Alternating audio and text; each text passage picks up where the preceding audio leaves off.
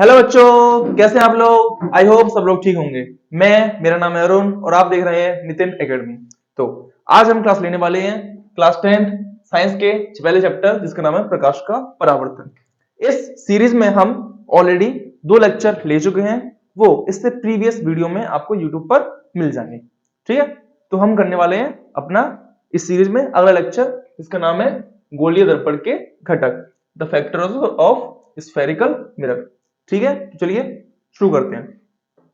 बच्चों, टॉपिक का नाम है गोलीय दर्पण के घटक।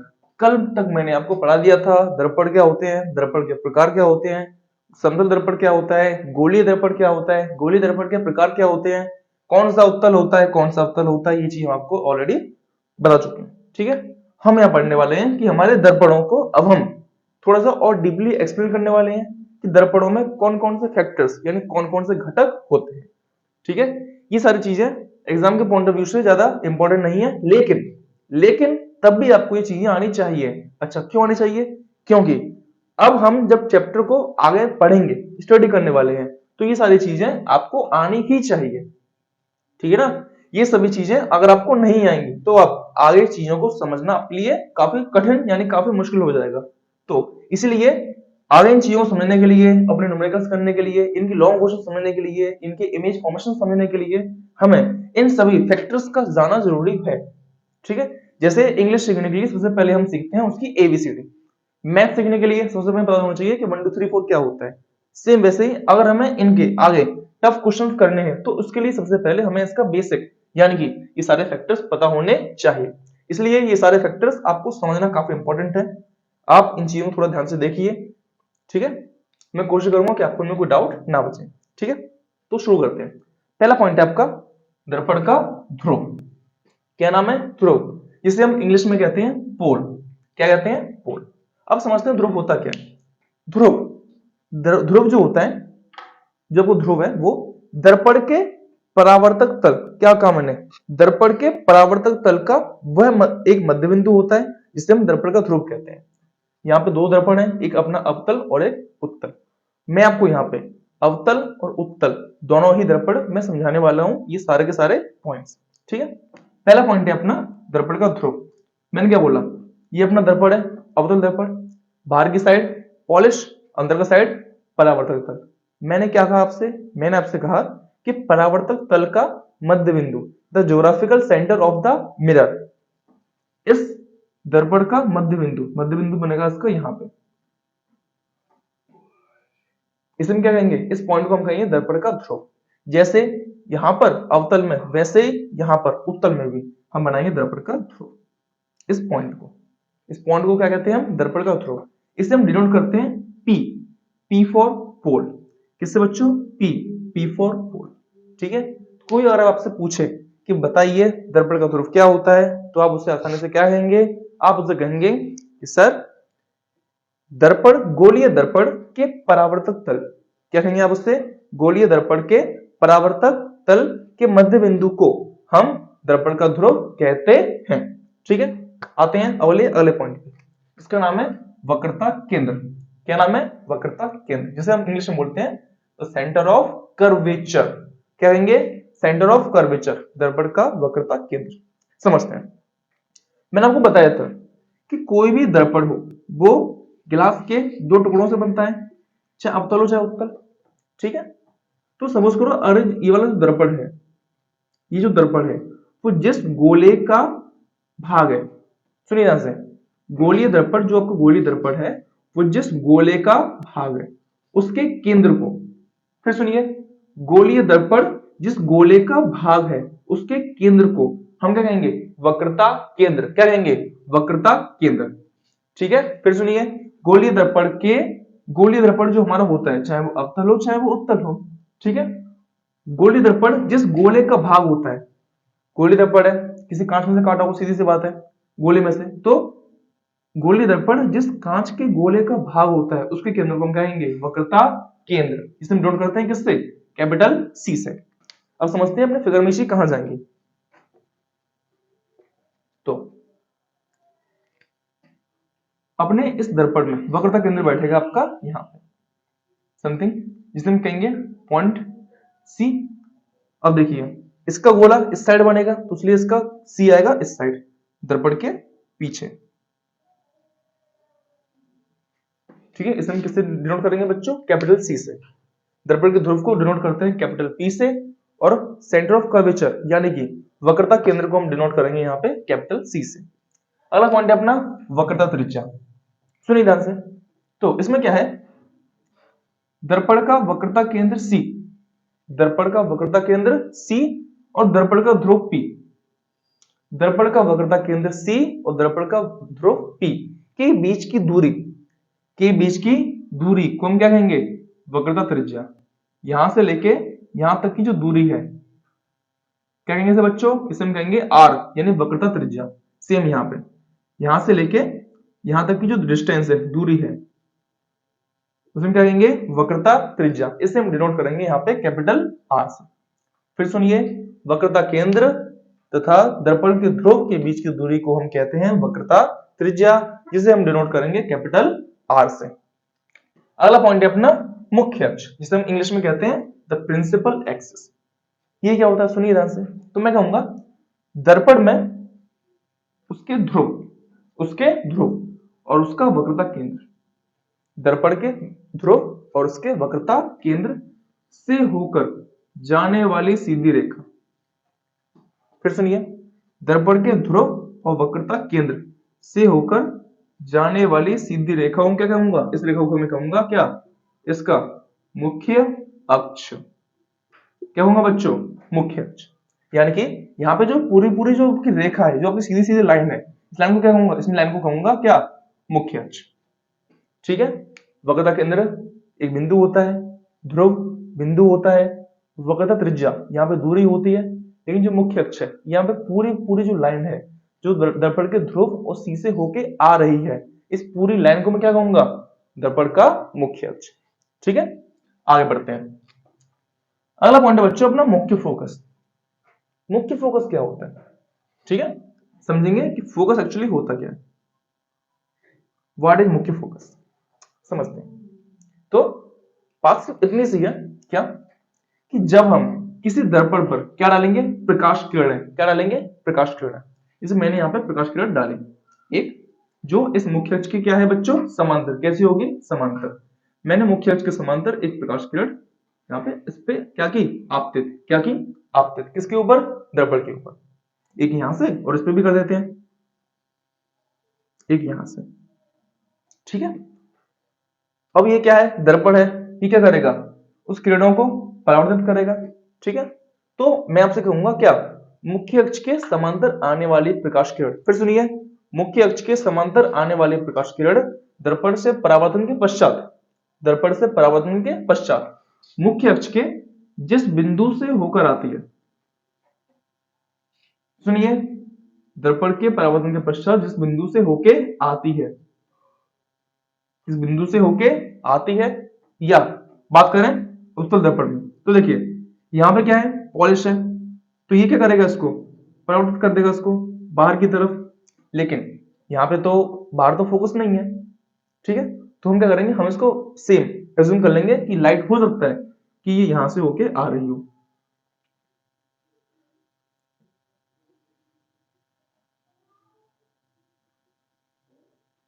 फिर सुनिए, अभी मैंने क्या कहा? मैंने कहा दर्पण के मुख्य अक्ष के समांतर आने वाली प्रकाश किरण दर्पण से परावर्तन के पश्चात मुख्य अक्ष के जिस बिंदु से, मुख्य अक्ष के जिस बिंदु से आए या फिर जिस बिंदु से आती हुई प्रतीत हो, ठीक है, उसे हम कहेंगे क्या?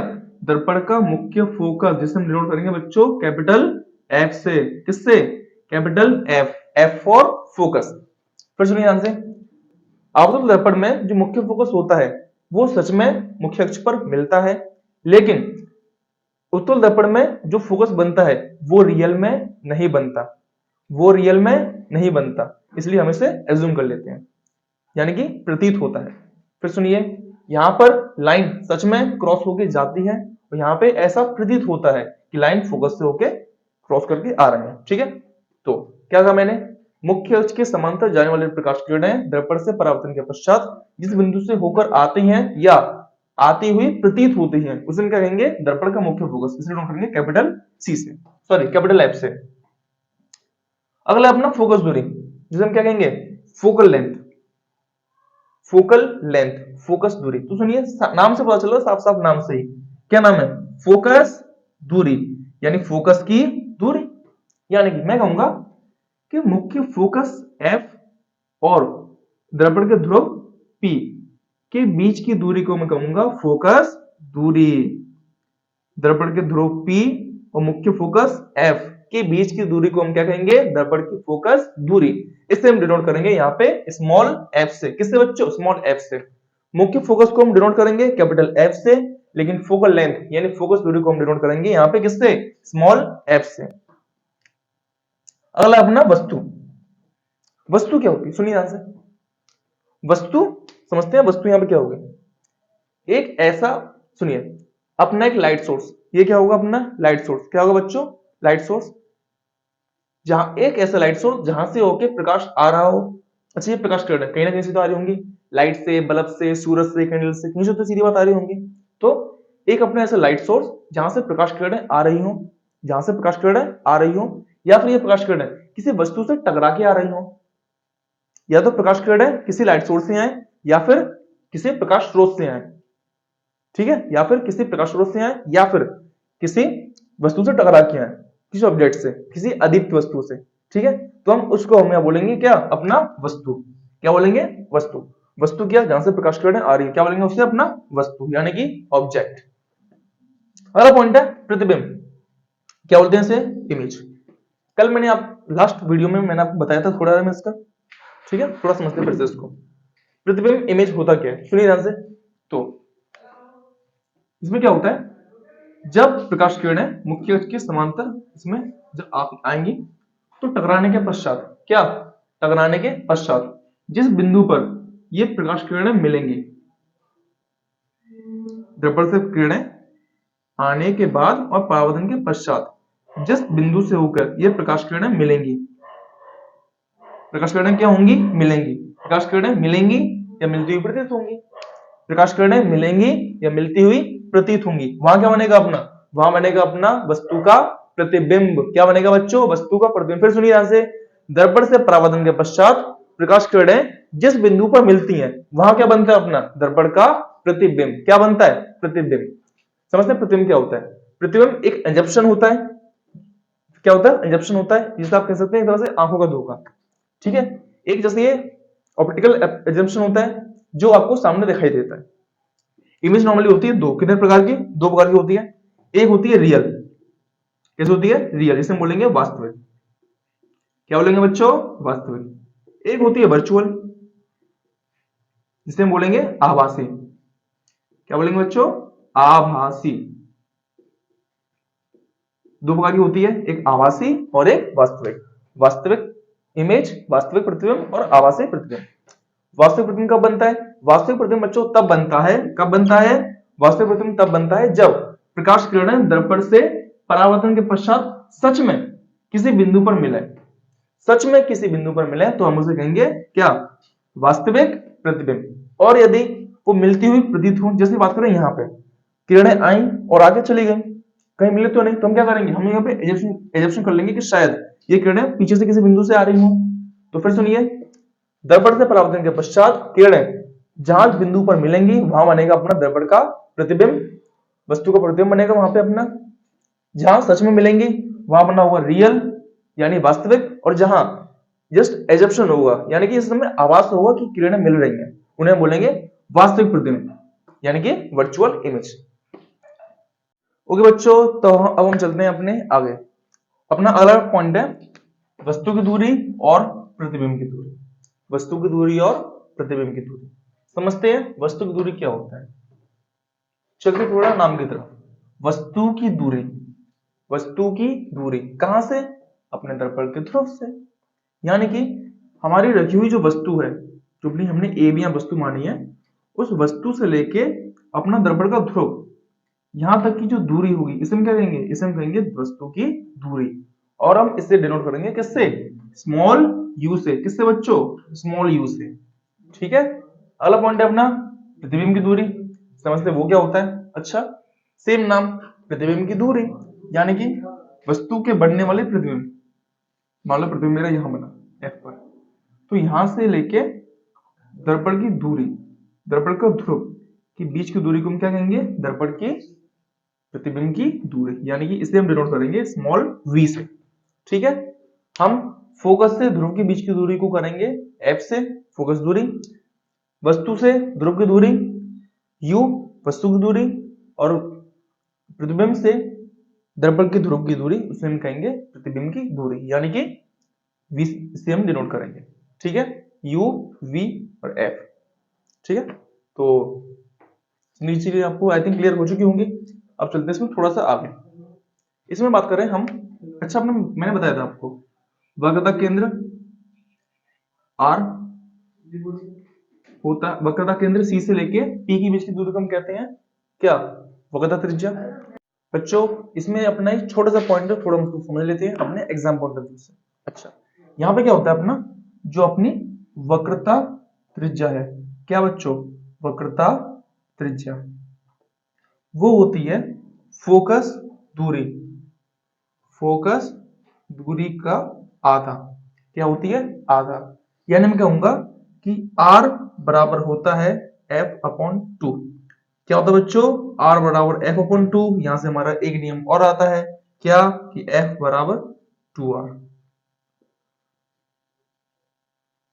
फोकस दूरी वक्रता त्रिज्या की आधी होती है, या फिर वक्रता त्रिज्या फोकस दूरी से डबल होती है। ठीक है, इस चीज को हम समझेंगे अपना अच्छे से क्लियर करके। ठीक है, इसे हम कहते हैं अपना वक्रता त्रिज्या और फोकस दूरी के बीच संबंध। क्या कहेंगे?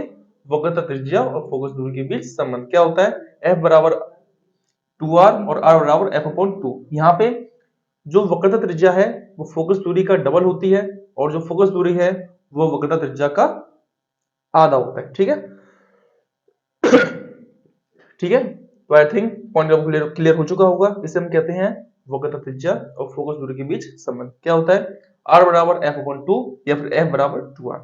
ठीक है, अब चलते हैं अपने अगले टॉपिक की तरफ, जिसका नाम है अपना दर्पण के, गोलीय दर्पण में प्रतिबिंब बनने के नियम। ओके बच्चों, तो हम चलते हैं अपने अगले पॉइंट पे, जिसका नाम है गोलीय दर्पण में परावर्तन के नियम। क्या बच्चों? गोलीय दर्पण में परावर्तन के नियम। हम समझेंगे कि गोलीय दर्पण में जब प्रकाश किरण आती हैं तो वो कौन से नियम का पालन करते हुए परावर्तित होती है। ठीक है, चलते हैं अपने पॉइंट की तरफ। इसमें मेनली अपने कितने नियम है बच्चों? 3। नियम 1, नियम 2, नियम 3। हम यहाँ पे इन तीनों नियम को समझने वाले हैं, जिससे हमारे आगे आने वाले जो पॉइंट है वो क्लियर होते जाएं। तो इसका जो पहला नियम, जो फर्स्ट नियम जो है वो ये कहता है, क्या कहता है? कि दर्पण का मुख्य अक्ष, ये बच्चों क्या है अपना? ये मुख्य अक्ष सीधा सीधा दिखाई दे रहा है आपको।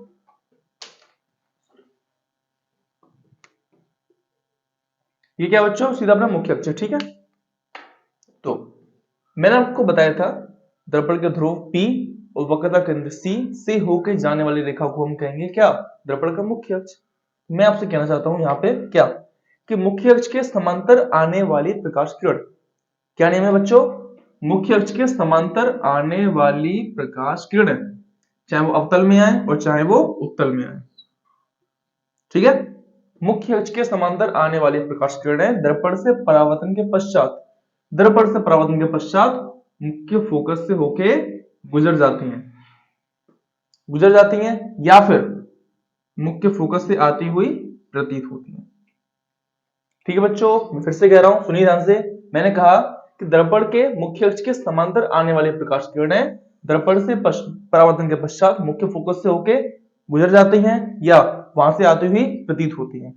ठीक है, इसी का मैं रिवर्स अगर मैं कहूं तो मैं कहूंगा क्या, कि फोकस से आती हुई प्रकाश किरणें,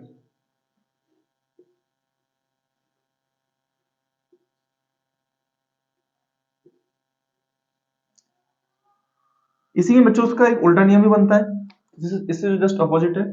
ठीक है, तो उसका क्या है? Vice versa. क्या बच्चों? Vice versa.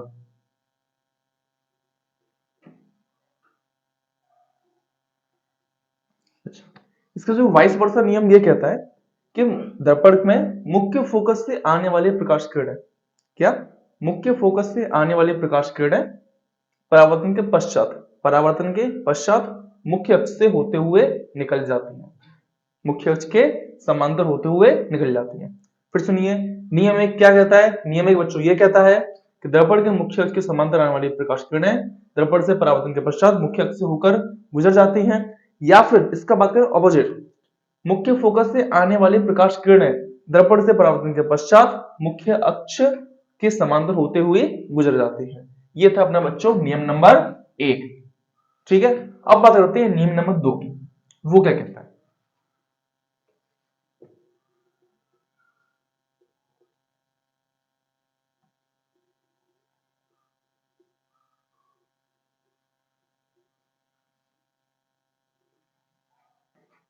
बच्चों नियम नंबर बात करते हैं 2 की। ये कहता है कि अगर कोई प्रकाश किरण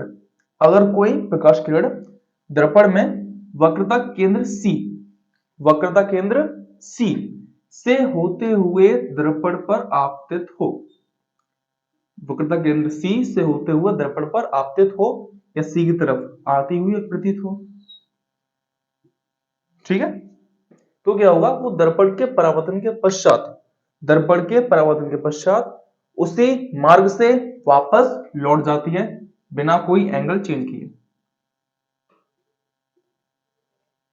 ठीक है, फिर सुनिए दर्पण में जब प्रकाश किरण वक्रता केंद्र C से होकर जाती है या C की तरफ आती हुई प्रतीत होती है। अच्छा, डॉट डॉट क्यों है यहाँ पे, क्योंकि ये अपना उत्तल दर्पण है, इसमें स्टार्ट क्या रहती है, पॉलिश, पीछे प्रकाश किरण तो जाएंगी नहीं, क्यों, क्योंकि यहाँ पे प्रतिबिंब बनता है अपना आभासी, इसलिए मैंने यहाँ पे इसको डॉट डॉट शो किया गया। ठीक है, बढ़ते पॉइंट की तरफ। मैं क्या कह रहा था, मैं आपसे ये कह रहा था कि दर्पण में वक्रता केंद्र की तरफ आनी हुई प्रकाश किरणें परावर्तन के पश्चात उसी मार्ग में वापस लौट जाती हैं। ठीक है, ये हो गया अपना नियम नंबर 2। अब पढ़ते हैं नियम नंबर 3 क्या कहता है।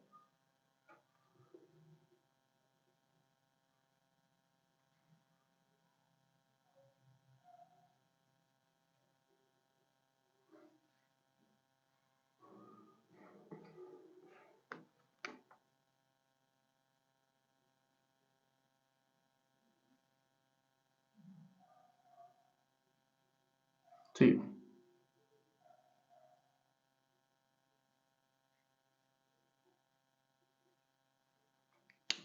बच्चों अब बात करते हैं नियम नंबर 3 की।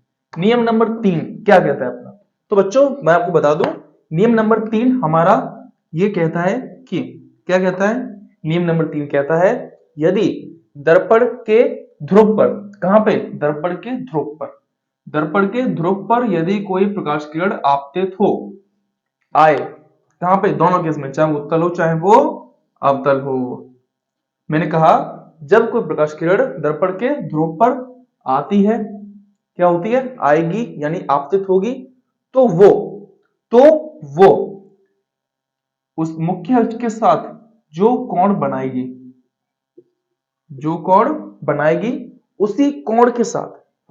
उसी कोण के साथ जो एंगल आने का होगा वही एंगल जाने का होगा, यानी आपतन कोण और परावर्तन कोण क्या रहेंगे बच्चों, बराबर। मैंने आपसे फिर कह रहा हूं, सुनिए ध्यान से, जब कोई प्रकाश किरण दर्पण के ध्रुव पर आपतित होती है तो वो समान कोण के साथ मुख्य अक्ष के दूसरी तरफ, जैसे ये इस तरफ से ऊपर की तरफ से आई है तो ये नीचे निकल जाएगी, और नीचे से आई है तो ऊपर निकल जाएगी। ठीक है, तो जब कोई किरण आपतित होगी तो वो समान कोण के साथ दर्पण के दूसरी तरफ से होके परावर्तित हो जाती है। ठीक है बच्चों, क्या कहा, मैंने कहा समान कोण के साथ दर्पण की दूसरी तरफ होके परावर्तित हो जाएगी। ठीक है, तो ये आपका नियम नंबर 3। ओके, थोड़ा रिकैप कर लेते हैं फिर से अपना रिकैप पूरा। क्या पहला क्या था, यहाँ पे P है, यहाँ पे F, यहाँ पे C। पहला नियम ये था, अगर कोई किरण दर्पण के मुख्य अक्ष के समांतर आएगी तो वो X से होकर गुजर जाएगी, F से जाएगी तो मुख्य अक्ष से निकल जाएगी। नियम नंबर 2 क्या था अपना, नियम नंबर 2 था अगर कोई प्रकाश किरण C से होकर जाएगी तो वो बिना विचलन किए C से ही वापस निकल जाएगी।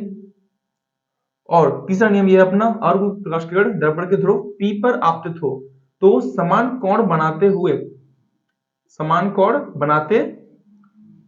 एंगल आई एंगल आर समान कोण बनाते हुए दर्पण की दूसरी तरफ होके परावर्तित हो जाएगी। इसे हम कहते हैं अपना नियम। तो ये बच्चों ये थे अपने 3 नियम, नियम 1, नियम 2 और नियम 3। ठीक है ना। तो ये थे बच्चों अपने नियम गोली दर्पण में परावर्तन के नियम। ठीक है, तो आई होप ये पॉइंट आप क्लियर हो चुके होंगे।